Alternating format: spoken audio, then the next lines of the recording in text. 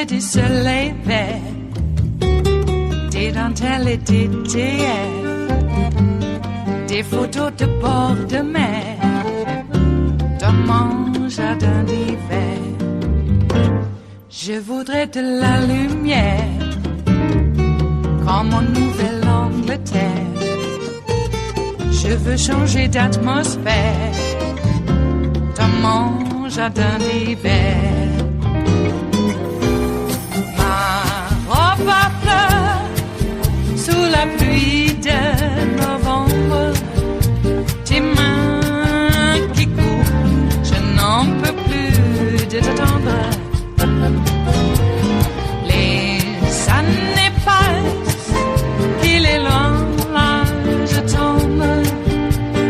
Nul ne peut nous entendre. Je voudrais du Fred Astaire. Well, on this Memorial Day, the nation mourns those killed while serving this country at war. We're also remembering those who lost their lives during a battle we are still trying to win against coronavirus. The U.S. death toll from the virus is now approaching 100,000, eclipsing that of the wars in Vietnam, the Persian Gulf, Iraq, and Afghanistan combined. The New York Times called it, quote, incalculable loss, as the paper covered its front page with the names of Americans who have lost their lives to COVID-19. 1,000 names printed on the cover and on the inside of the paper, just a fraction, 1% of the deaths so far. Another headline that sums up the weekend comes from the Washington Post. Quote, on weekend dedicated to war dead, Trump tweets insults, promotes baseless claims, and plays golf. The president visited his golf club in Virginia on Saturday and Sunday. He said nothing about the rising death toll, but he did find time to retweet posts that mocked the personal appearance of House Speaker Nancy Pelosi. And please excuse the crass language here, but the retweet said, quote, anyone know what's going on with Polygrip? I've noticed lately that her face seems glossy and she is sporting a poorly marked second set of eyebrows. A second retweet stated, to protect Polygrip during this pandemic, we have developed two options. With the DJT option, she will be able to tongue and adjust her dentures more easily. Good God, this is the president. With duct tape, she won't be able to drink booze, blah, blah, blah. All right. He also talked about Democratic vice presidential contender Stacey Abrams. The president retweeted, we just got a look at the official portrait for the self-proclaimed governor of Georgia. She fought a tough race, kissed a lot of babies, and visited every buffet restaurant in the state. Joe will be a racist if he doesn't pick her. He retweeted this post on Hillary Clinton, quote, when I see one of those polls that has Malarkey, the racist, up 6 to 8 points everywhere, I'm thinking they must have called the same 1,000 people from 2016 that said HRC, the skank, was up 6 to 8%. Not to mention the two tweets about a disgusting conspiracy theory about Joe. Well, actually, it's actually... Why do we read these? Why do we read these? Because everyone's freaking out about what Joe Biden said. They're doing like 2 to 3 minutes of coverage, extensive coverage. This guy can't go 5 minutes without defaming someone, libeling them, and bullying them, and saying disgusting, cruel things. Like, let's take a moment. If we're going to spend as much time on President Trump's disgusting comments as we do on Joe Biden's, we're going to be on the air for a long time. Well, we'll never get off the air. Yeah. It's endless. Elise Jordan, let me go to you, former Republican. It is remarkable to me that Donald Trump spent this weekend, since Joe Biden's joke, spent this weekend, which he apologized for, because Democrats apologize even for jokes. Mm-hmm. But since that time, I've had calls from the press. What should Biden do? And I'm like, are you kidding me? Since that time, that offhanded remark, Donald Trump has called a black woman who has dedicated her life to public policy, mocked her for being obese, mocked the appearance of the Speaker of the House, the highest-ranked woman in history, called a former Secretary of State, a former First Lady, and the last nominee for the Democratic Party, a, quote, skank. And Mika said one thing about me that's actually not accurate. It's really about Donald Trump attacking a grieving Florida family, which we don't really want to talk about here. We can talk about all these other tweets, but attacking private citizens and the reputations of people who are no longer here to protect themselves. But that's how he spent Memorial Day weekend. Instead of honoring the dead, lashing out. And even many of his own supporters, even many of the anti-Trump brigade, called foul on him this weekend. He really, I guess the thing I heard the most this weekend was that just when we thought he couldn't get any lower, he goes much lower. And as Jonah Goldberg said in a tweet, it basically said, this is all disgusting. This is all horrifying. The only question is, why does he think this will help him get reelected? And of course, Elise, the answer to that is, it won't. Joe, the kind of tweets that Donald Trump was retweeting this weekend and the trash that was coming off his Twitter account, if you have a relative tweeting things like that, you step in. If your father or mother is going crazy on the Twitter account, you stop them. It just is intolerable. And I can't believe that at the same time, Joe Biden's comments, which were unfortunate, but he apologized immediately and showed humility, that some Trump supporters are trying to say, oh, well, let's keep talking about that. When you look at just the complete trash emitting from Donald Trump's Twitter feed. And imagine if Donald Trump had decided to go to Walter Reed instead of spending time with Twitter or golfing. President Bush wouldn't golf once America became involved in wars. He said he was a wartime commander and that mothers who had sons sacrificing, sons and daughters, they didn't deserve to have to see the commander-in-chief golfing while their families sacrificed, and that he needed to be treating it with the solemnity that it deserved. And you just do not see that in one iota from Donald Trump. It is Monday, the 25th of May of 2020, and you are in West Coast Cookbook and Speakeasy. I am your chef de cuisine, Justice Putnam, and our daily special is River City Hash Memorial Day Mondays. Oh, welcome. Yes, we are open, and we're going to kick it around a bit. Looks like Trump's been pretty busy this weekend. Oh, yeah. After threatening arrest to any governor who refuses to open up churches, specifically Christian churches, because he doesn't care about synagogues and everything else. Oh, yeah, they said it, but they don't really care. After threatening arrest for governors not opening fast enough to his liking, he celebrated Memorial Day weekend Sunday by going to church at his golf course and completing the 18 stations of the cross, which are basically 18 holes of the cross at his church. Okay. I should break in and give you a little bit of real world information here at the mothership. You may be hearing some sort of odd groaning, and that is because my English boxer is underneath the desk in which the radio station exists. And he's sort of sleeping and snoring. And his name is Gunner. So he's been feeling a bit under the weather the last couple of weeks, and he's come back to his old self, and I just don't feel like making him leave the room so that we can broadcast, okay? So excuse the Well, it's rather repetitious. If you can hear it, I know I can.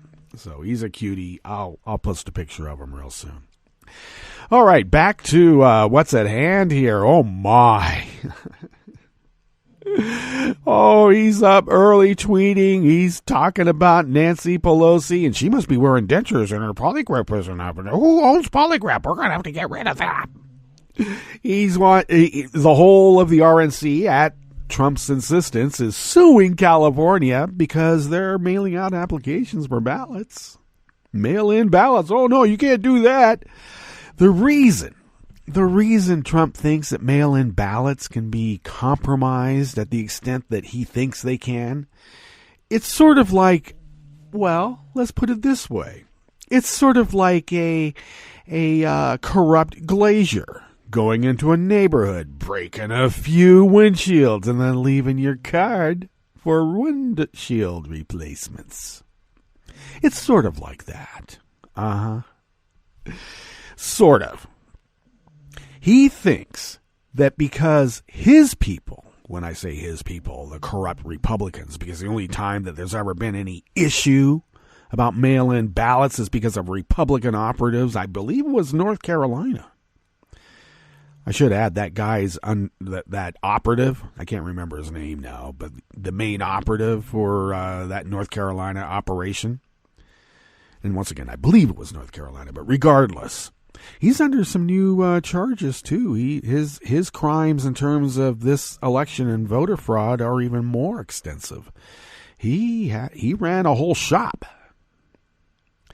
But because the Republicans think, well, we go out there and commit those crimes all the time, so we have to take everybody's rights away. Because if we do it, we got to make sure no one else does. Well, no one else does. All right? What is Trump going to do? Sue Oregon because we've had mail-in ballots for 25 years? Screw you, you mobbed-up Russian asset. Oh, yeah, I had some sort of troll bot saying, CNN called Trump a Russian agent. He's an asset. Come on. He's too stupid to be an agent. Jesus. For all we know, and I'll just say that he was born here, though I think that's questionable. He's never presented a birth certificate, and if he does, question it. How he planned it, his dad did, and his mom probably too. Who knows? So if this guy was born here, and just once again, we'll just accept that he was. He doesn't know diddly about America, and no matter how hard the FSB tried to give him a crash course on America, it just wouldn't stick. That's why he's not an agent. He's an asset. Maybe a dupe. I know we could all say he's a useful idiot, that's for sure. But no, he's got too much conscious involvement in this. He knows exactly what's going on. And he knows that he could be arrested and taken to a federal lockup. And I will insist, I know we're not supposed to do this, but he's going to get frog-marched to The Hague. I'm going to fight this till my last breathing day. And I hope beyond. Because what is time in existence anyway? What is it? Oh, jeez. So there was that. Joe Biden makes some sort of gaffe. Is that a gaffe? Simone Sanders said he was joking. Well, yeah, I guess that's one way of looking at it. Another way of looking at it is that you might say that if you're voting for Trump, you're turning your back on your fellows. And gals, too. I think that's what Joe meant when he said, you're not black. Now, that's, yes, unfortunate. I might use even stronger language than that, but still, to call Joe Biden a racist. And now Trump is just, he's going to attach racist to everything with Joe Biden now. They project so much. They do. Yeah, my dog is really groaning right now. It's really a snore. Oh my gosh. Anyway, so we have that going now. And is this going to gain any traction? I think, really now, with 100,000 dead, and climbing. And Trump out there saying, oh, cases and deaths are going down. You know what? They just went up in my county, and we'll mention that during the weather report because coronavirus is part of the weather as far as I'm concerned. Our coronavirus infections have gone up twice over the weekend. And isn't it odd that it's gone up in the days and weeks that people started going against the lockdown protocols? It's jackboot liberals telling us what to do. There's no coronavirus infections here. Hardly anybody's died. Well, I'll mention a couple of things about that. But the reason we have so few infections and deaths relatively in this state is because we locked down and sheltered in place. And these Republican idiots, I don't know why they made it into a partisan issue. Oh, yes, I do know why. They're part of a death cult. Anyway, they say it's a jackboot liberals. It doesn't exist. This thing doesn't exist. It's just the flu. We're hearing that recycled again. So I do find it odd. Trump is up on Memorial Day before he even said Happy Memorial Day. What's happy about our dead in Arlington? Jeez. Anyway, before he even said Happy Memorial Day, he's out there attacking people, while 100,000 and climbing are dead.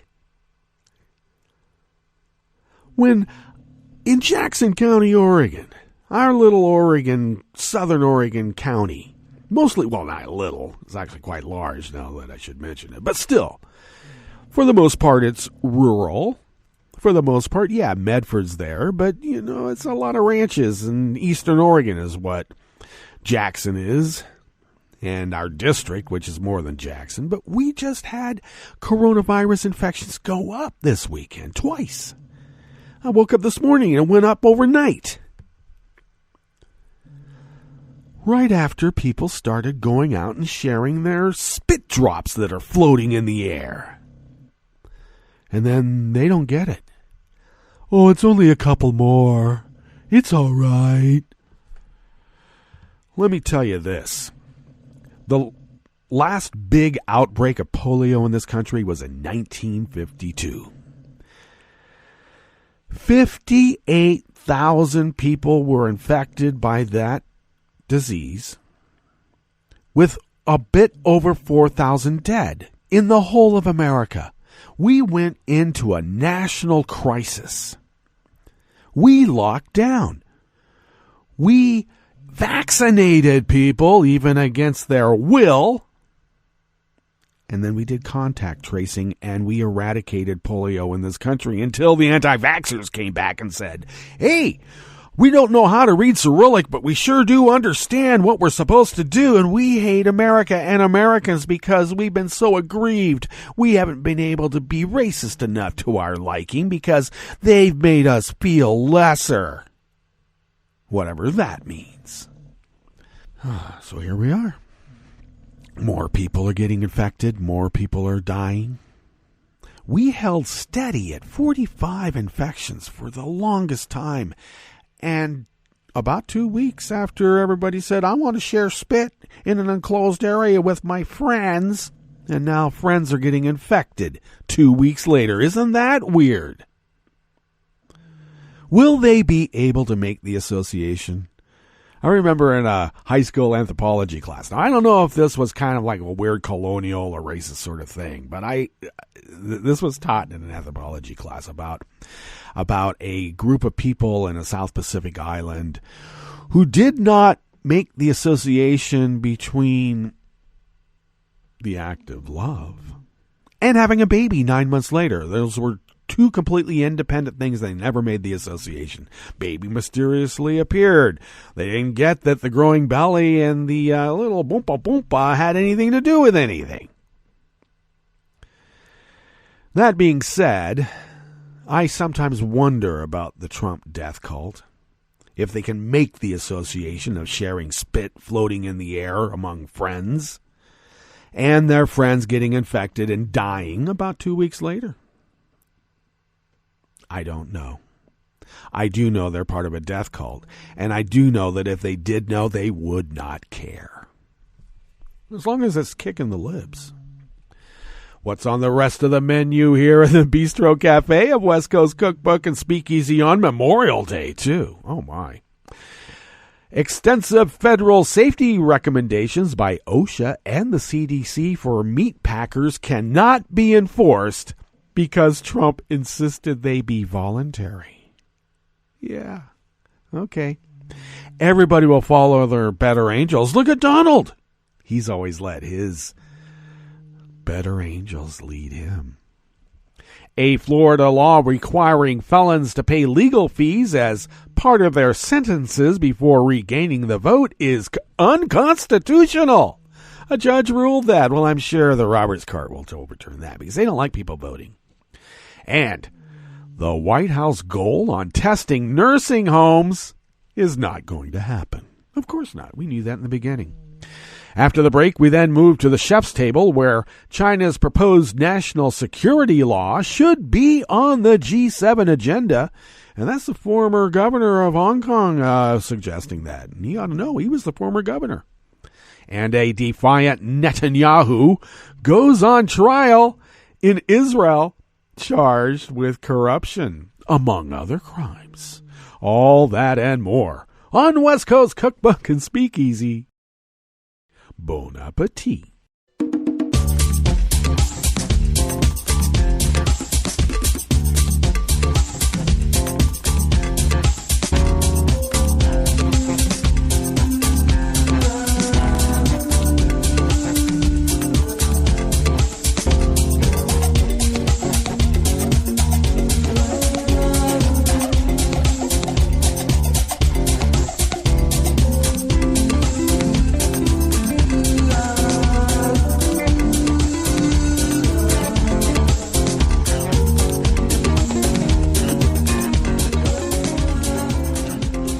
The bottom of our homepage at netrootsradio.com. To the rightish of the page is our chat room link, monitored by Kelly Link, and even on Memorial Day.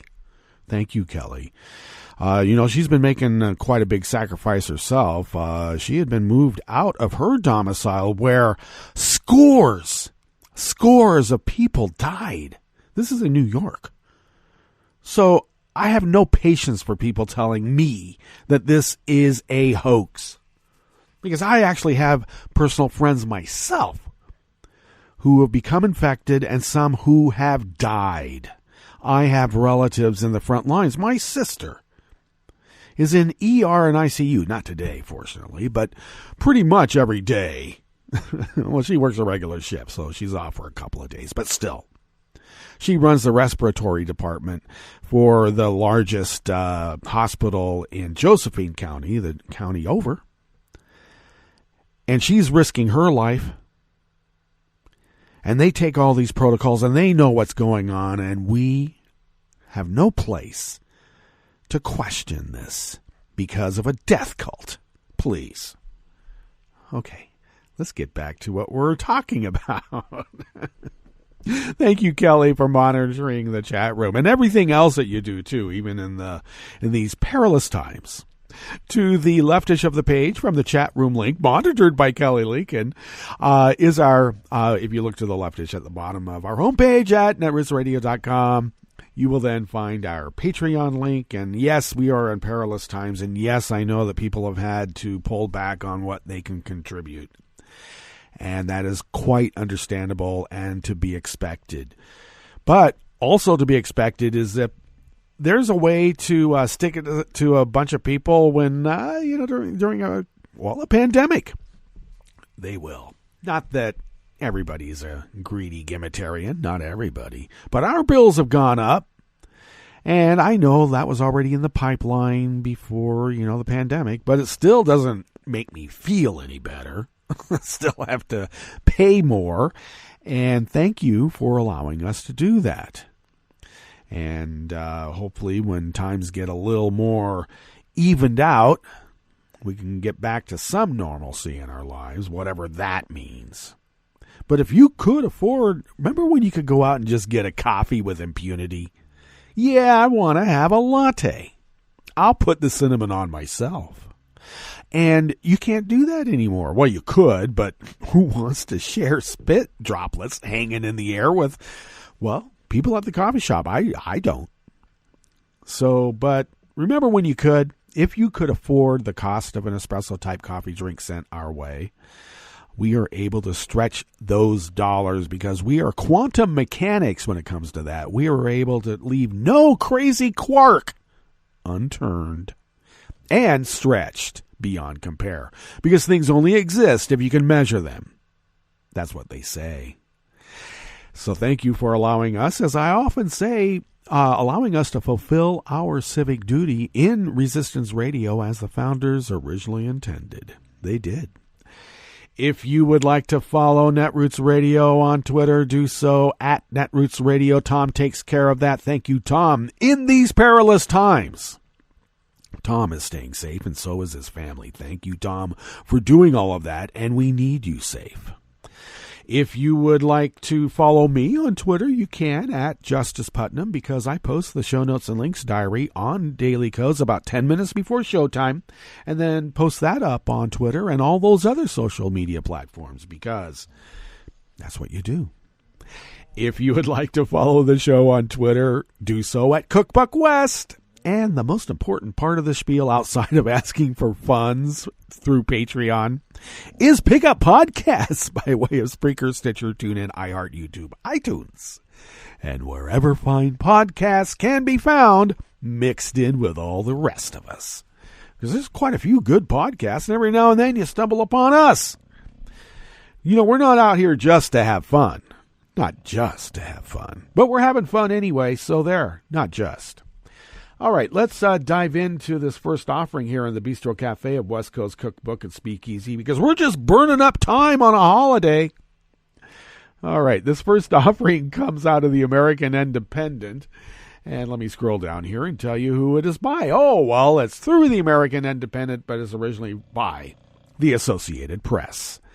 Federal recommendations meant to keep meatpacking workers safe as they return to plants that were shuttered by the coronavirus have little enforcement muscle behind them, fueling anxiety that working conditions could put employees' lives at risk. Look, if you've taken out janitor loans on every one of your employees, do you really care if they get sick and die? In fact, I don't know, might even be an incentive to bring them back. There's no liability attached to you by federal decree, meaning from Trump's tweet. So you have nothing to worry about. Bring these widgets back in here, put them to work, and when they blunt themselves to being able to not do any more work, get rid of that widget and bring in another. What do you think this is? America?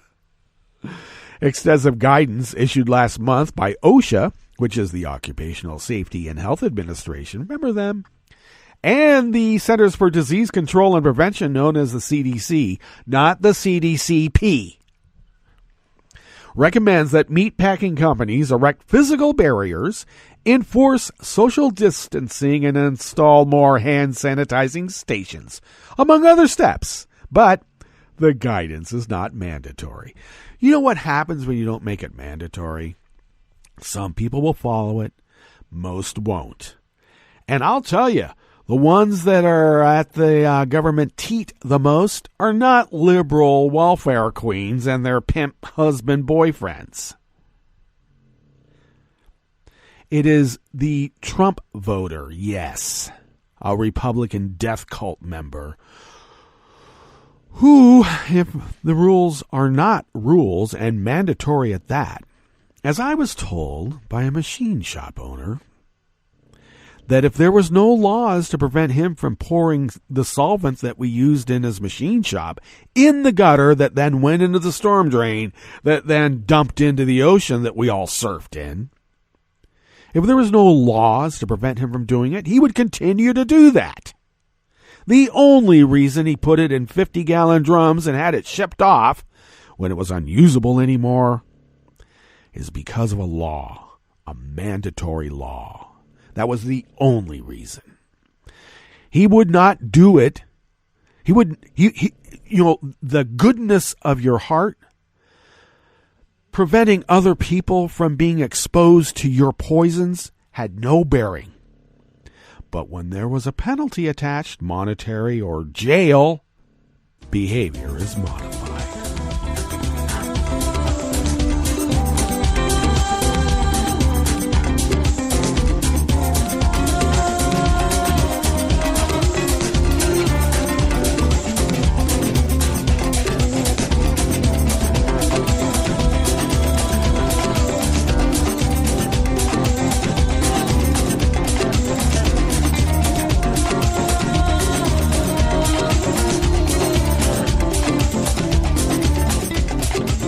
Anonymous worker bees at the Associated Press bring us this next offering here in the Bistro Cafe of West Coast Cookbook and Speakeasy, River City, Memorial Day Mondays.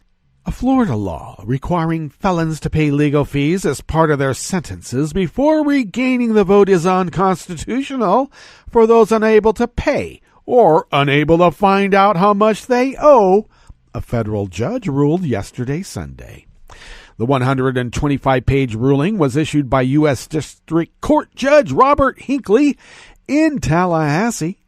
It involves a state law to implement a 2016 ballot measure approved by voters to automatically restore the right to vote for many felons who have completed their sentence. Well, of course they can't. They have to have a scarlet letter.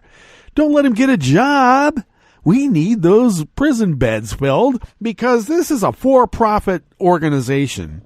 And if those felons get to vote, they might not only not go back to jail, because we need recidivism now, don't we? But they might vote against us for us trying to keep them in jail all the time. They already have a bias against us. Why would we want to give them the vote? Well, that's one way of looking at it, and I think that is very much a part of the GOP mind. Hinckley has acknowledged he is unlikely to have the last word in the case, expecting the administration of Ron DeSantis to launch an appeal. Well, of course, they're going to take it to the SCOTUS, probably under an emergency measure. And balls and strikes Roberts, who never calls a foul ball on the home team, will essentially say it's not a poll tax. We're not keeping people from voting. First of all, they aren't people now, are they? Home run, Ron DeSantis.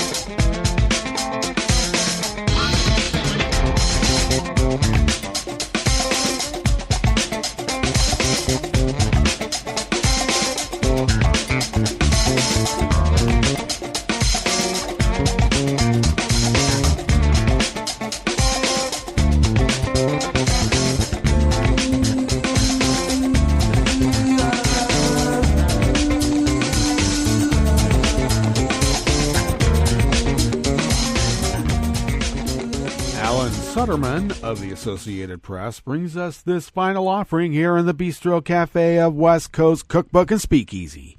Nearly 2 weeks ago, the White House urged governors to ensure that every nursing home resident and staff member be tested for coronavirus within 14 days. Well, you know what? It's not going to happen.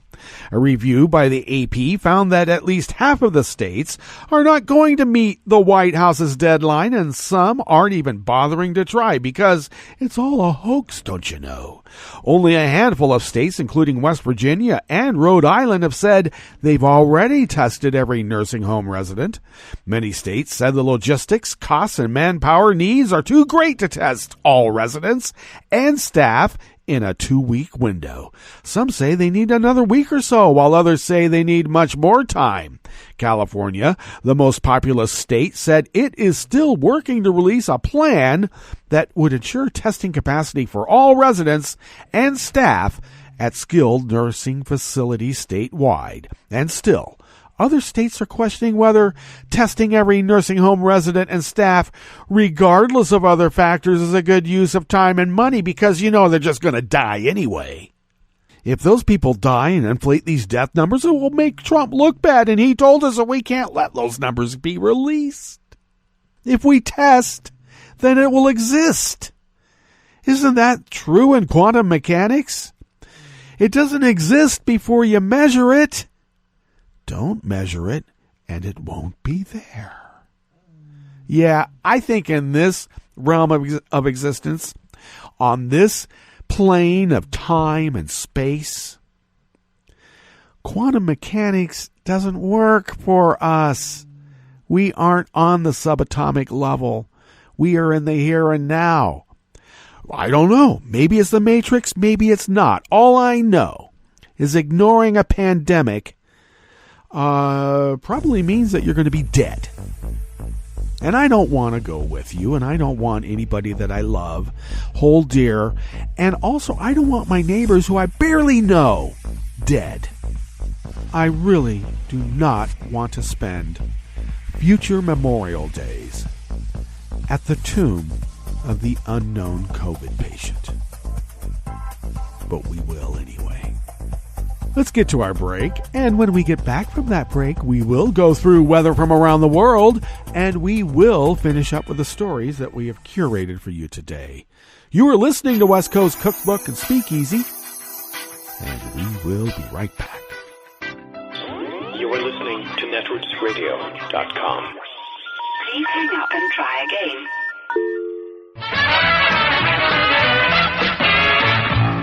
From a point at sea to the circles of your mind, a new force is at work for planetary transformation.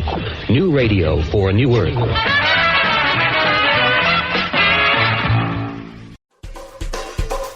This is Scientific American's 60-Second Science. I'm Karen Hopkin. Do you have skinny jeans? I'm not talking about the pants you wore in college but can't fit into anymore. No, skinny GENES genes are factors found in folks who are naturally svelte. And researchers have just identified one that appears to tell the body's adipose tissue to burn more fat. We all know these people who can eat whatever they want, but never gain any weight. Josef Penninger is a geneticist at the University of British Columbia. He says that individuals who are effortlessly trim may hold the key to understanding obesity. See, scientists interested in learning how we control our weight have traditionally focused on the things that make you fat, like diet or metabolism. But not really studied why people actually stay skinny.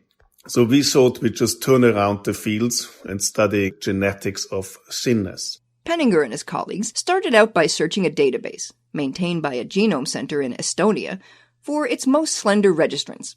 And they weeded out people who were listed as having anorexia or other conditions that alter body fat. Then, they looked for genetic markers that track with these skinny Petes. One gene in particular caught their eye. ALK, or the gene for anaplastic lymphoma kinase, is a stretch of DNA whose mutant form has been associated with human cancers. But its normal function had never been established. So, the scientists made mutant fruit flies and mutant mice to really show that the gene associated with thinness in human makes also flies and mice skinny. And that's exactly what we found. But the mutant gene doesn't cause the animals to eat less. We found that ALK acts in our brains, and what it does, it allows our body to burn more calories per same food we eat.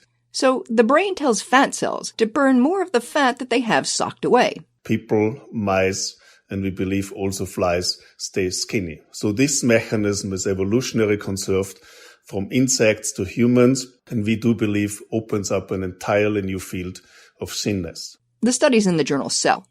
There are already drugs that inhibit the cancer-causing form of ALK, which means that ALK is what scientists call a druggable target. So maybe one day we can indeed develop a pill which keeps us thin. Thanks for listening. For Scientific American's 60-Second Science, I'm Karen Hopkin. This program is presented by the Centers for Disease Control and Prevention.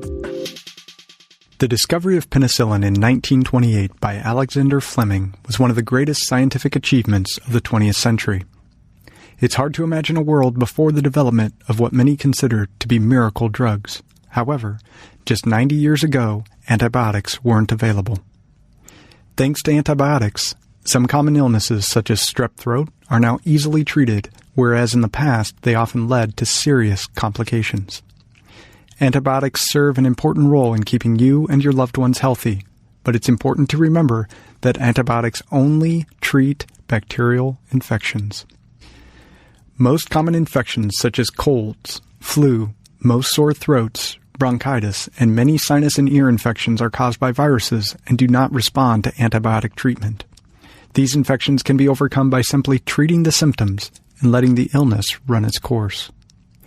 Unfortunately, antibiotics have often been overused, resulting in decreased effectiveness and an increase in antibiotic-resistant diseases.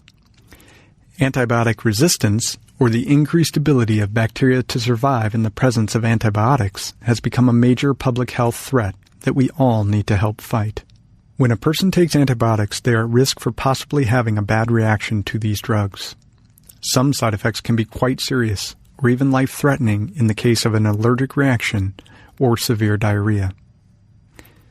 This is why it is very important to only use antibiotics when they are absolutely needed, and not for viral infections. Talk to your healthcare professional about the best treatment for your illness. If it is caused by a virus, follow his or her recommendation for treating the symptoms. Learn more about appropriate antibiotic use and how to feel better when you don't need an antibiotic by visiting CDC's Get Smart, Know When Antibiotics Work website at cdc.gov/getsmart/community. For the most accurate health information, visit www.cdc.gov or call 1-800-CDC-INFO. Hi, I'm Tom Hartman, and since you're listening to netrootsradio.com, show your progressive side and go to the donate button on the bottom of the homepage. It's progressives like you who power Netroots Radio and keep the progressive message beaming everywhere 24 hours a day. Just go to our donate button at the bottom of netrootsradio.com. Thank you for keeping progressive radio at full power.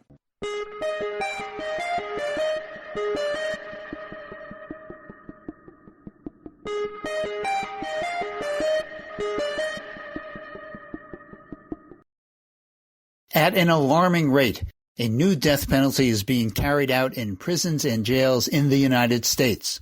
I'm Bill Newman, and this is the Civil Liberties Minute.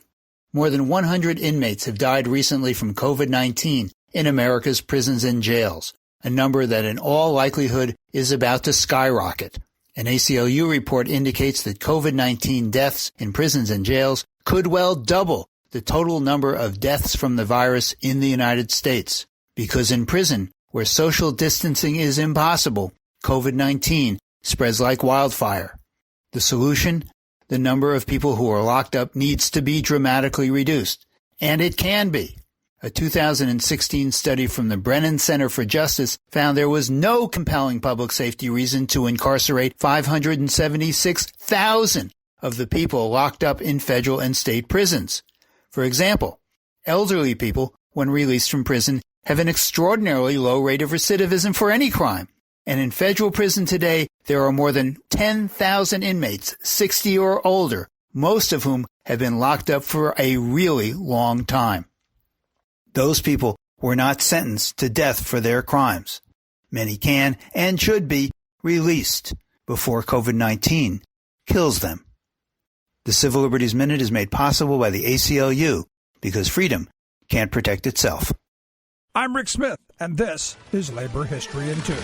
On this day in labor history, the year was 1986. That was the day that more than 5 million people participated in Hands Across America. The event was organized to raise money to combat the problems of homelessness and hunger in the United States. People agreed to donate $10 to stand in their place in line for 15 minutes. The line was supposed to link people hand in hand from New York City through 17 states to Long Beach, California. The event gained support of corporate donors, including the Coca-Cola Company and Citibank. Initially, the plan drew the ire of President Ronald Reagan, who claimed, quote, "I don't believe that there is anyone going hungry in America by reason of denial or lack of ability to feed them. It is by people not knowing where or how to get this help." The president refused to acknowledge how factors like the loss of industrial jobs and the decline of labor unions contributed to families having hard times making ends meet. Eventually, President Reagan got on board, forming part of the chain in Washington, D.C. He was joined in line across the country by everyone from Oprah to Chewbacca and Mickey Mouse. The event was projected to raise $50 million, but not everyone turned in their pledged contributions, and staffing costs ate into profits. In the end, the project raised about $20 million.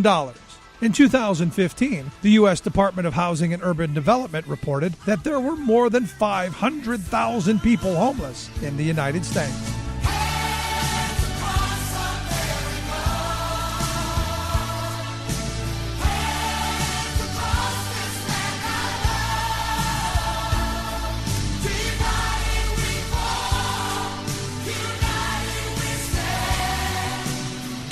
Like what you hear? Check out more at laborhistoryin2.com.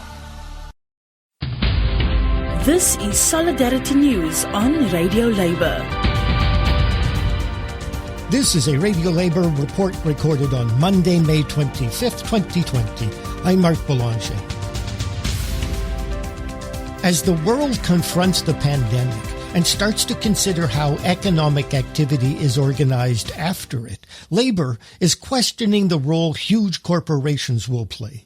An especially worrisome issue is how corporations will use data collected from individuals and other sources. In order to better understand this, Public Services International commissioned a study by IT for Change based in India. The PSI is the global union which represents national public service unions at the world level.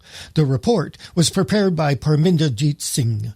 A webinar introducing the report was opened with comments by the PSI's Assistant General Secretary, Daniel Bertosa. PSI is pleased to be launching this report today. We commissioned it because we think that big data and the role it plays in our political economy is not well understood by workers and unions. And we felt this for a couple of reasons. First, it's clear that workers and citizens are creating value by the production of this data, but they're receiving almost no compensation for it. And that's because the value as an individual data point is almost nil. It's negligible. Yet when we collect this data, or when large corporations collect the data, it's very, very valuable. And it's the corporations that get the profits from that data. And for PSI, and I think the global labour movement, we see this as another form of extraction of surplus value from labour. And that's really important because it's a significant contributor to rising inequality that everyone's experiencing. We were also worried that it was changing the relationship between labour and capital, and not just because it's undermined a long fought for workplace rights, for example, by facilitating precarious work, although that's very, very important. It's also because it's fundamentally shifting the relationship between the owners of capital and the owners of labour, workers. One of the main advantages that labour has had historically was that it understood the production process better than capital. You needed workers to make decisions in the production process. But with the ability to process so much data and with the ability for artificial intelligence to make decisions, what we're finding is capital now knows more about the process than workers, and they can make decisions without worker involvement. And when you think about that, that's actually quite a massive shift in the power relationship in the production process. Even in the past, in the last industrial revolution, even though the machine did the work of many, many workers, you still required some workers to turn it on, to maintain it, to understand when it was overloading, to turn it off if there was a problem, to regulate it. And workers over time, because of their experience with those machines, became skilled. They understood the machine. They understood how it worked. They understood when it needed to be maintained. But with the introduction of AI and big data, all of this is changing. And so often the owner of the data knows more about the production process than the worker. And this has, as I said, massive implications for the relationship, but in particular for the ability of workers to withdraw their labour. And we need to understand that.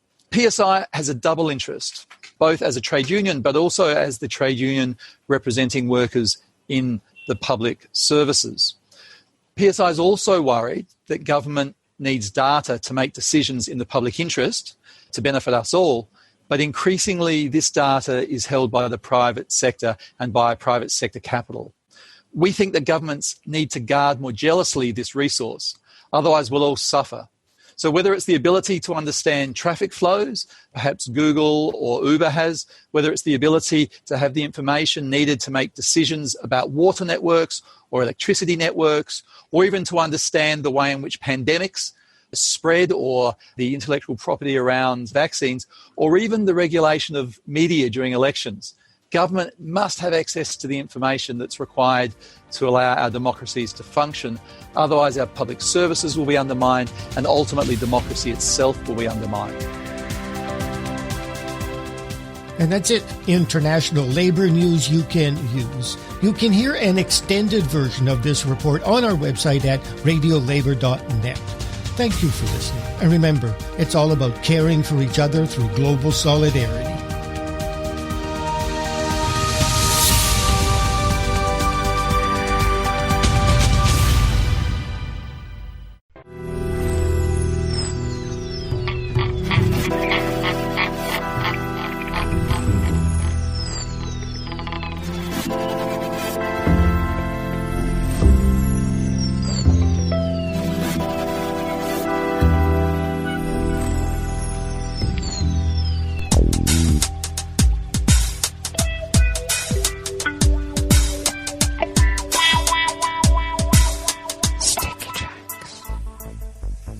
Thank you for accompanying us here to the Chef's Table at West Coast Cookbook and Speakeasy River City Hash Memorial Day Mondays.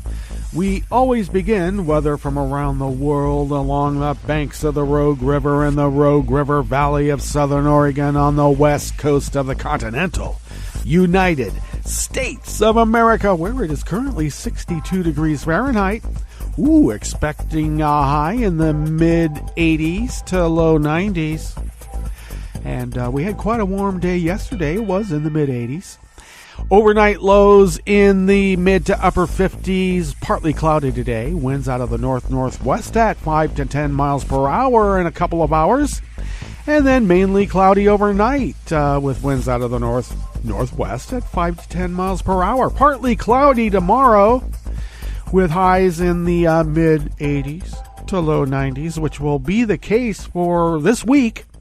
And then thunder shower activity starting on the weekend forecast. We'll see how that works out.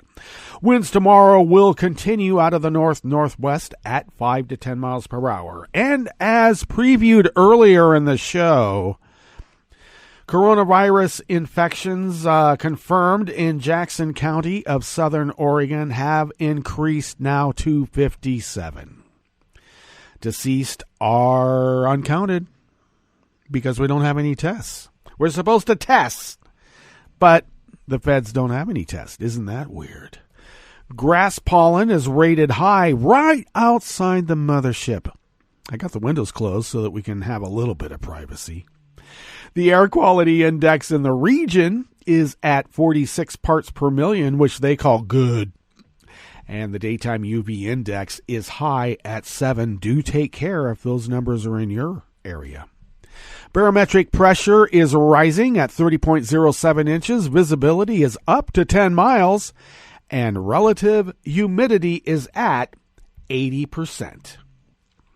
Weather from around the world is brought to you by people's personal weather stations that they purchase. These people plan to purchase personal weather stations somewhere on their property, and these people positively live around the world.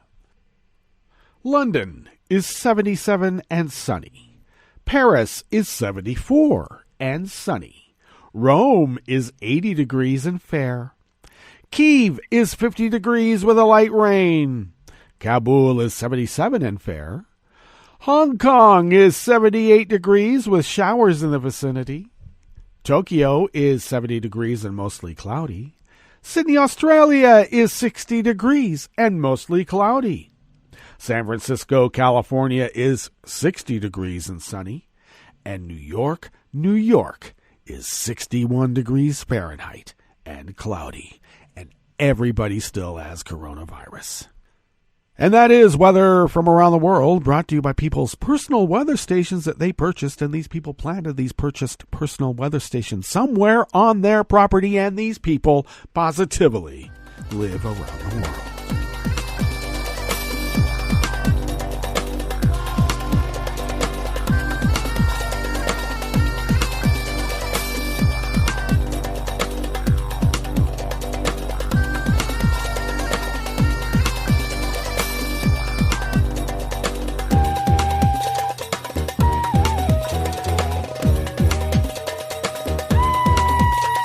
Ever-present autonomous worker bees at Reuters bring us this first amuse-bouche here at the chef's table at West Coast Cookbook and Speakeasy. The United Kingdom should ensure that China's efforts to impose a new national security law on Hong Kong are on the agenda for the G7 meeting in June, Chris Patten, the last British governor of Hong Kong, wrote in the Financial Times on Sunday yesterday. The last governor of the former British colony said that Britain and its G7 allies should take a stance against Chinese President Xi Jinping's regime, which he labeled as an enemy of open societies. While the rest of the world is preoccupied with fighting COVID-19, he has in effect ripped up the joint declaration, a treaty lodged at the UN to guarantee Hong Kong's way of life until 2047. China's proposed imposing national security laws on Hong Kong as Communist Party rulers in Beijing unveiled details of the legislation that critics see as a turning point for the former British colony, which enjoys many freedoms, including an independent legal system and right to protest, not allowed on the mainland.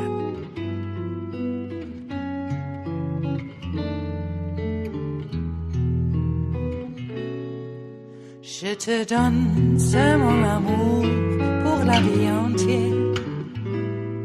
La promesse de me trouver à tes genoux. Aussitôt que tu m'appelles, rester toujours fidèle. C'est tout, c'est tout. Je te donne tous mes printemps, mes étés de mer. Mais automne, quand les feuilles tombent partout, si ce n'est pas une bonne affaire, je te donne tous mes hivers.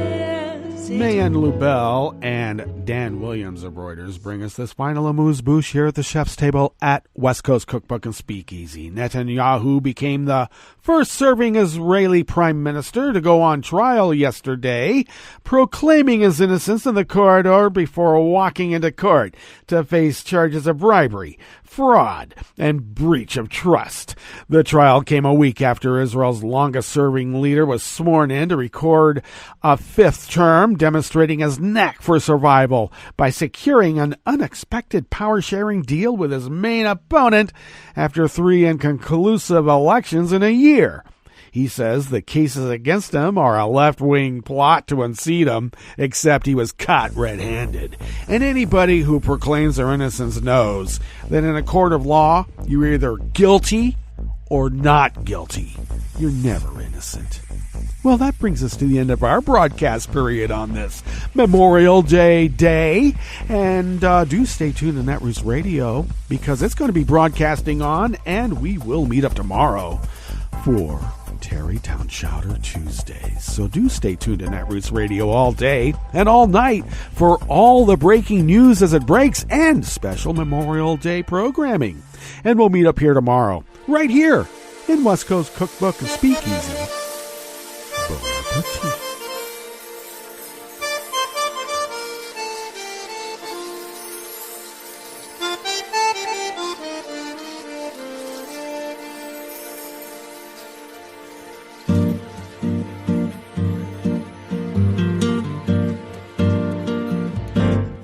Je voudrais du soleil vert, des dentelles et des théières, des photos de bord de mer, dans mon jardin d'hiver. Je voudrais de la lumière, comme en Nouvelle-Angleterre. Je veux changer d'atmosphère, dans mon jardin d'hiver. Ma fleur sous la pluie de novembre, tes mains qui courent, je n'en peux plus de t'attendre. Les années passent, il est loin l'âge tombe, nul ne peut nous entendre. Je voudrais du Fred Astaire, revoir un latte Goël. Je voudrais toujours te plaire dans mon jardin d'hiver. Je veux déjeuner par terre, comme au long de golfe clair, t'embrasser les yeux ouverts dans mon jardin d'hiver.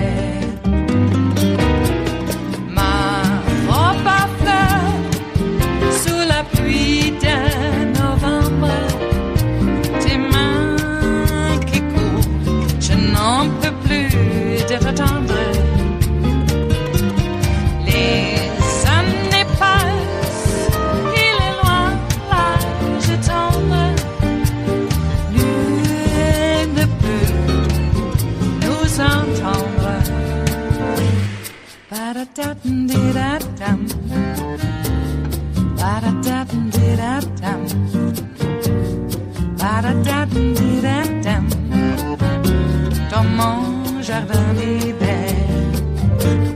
Ba-da-da-dum-di-da-dum, ba-da-da-dum-di-da-dum, ba-da-da-dum-di-da-dum, dans mon jardin d'hiver. Dans mon jardin d'hiver, dans mon jardin d'hiver.